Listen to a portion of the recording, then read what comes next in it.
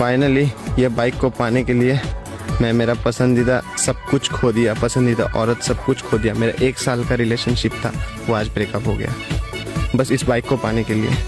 और मैं ये प्रॉमिस करके जाता हूँ कि मेरे को एक जन हेट करे मुझे कोई फ़र्क नहीं पड़ता। अगर आने वाला 2030 में अगर मैं ज़िंदा रहा ना, हर एक चीट का हिसाब लूँगा और इस बाइक से ही मैं अपना पहचान बनाऊँगा। ये सबके सामने मेरा प्रॉमिस है।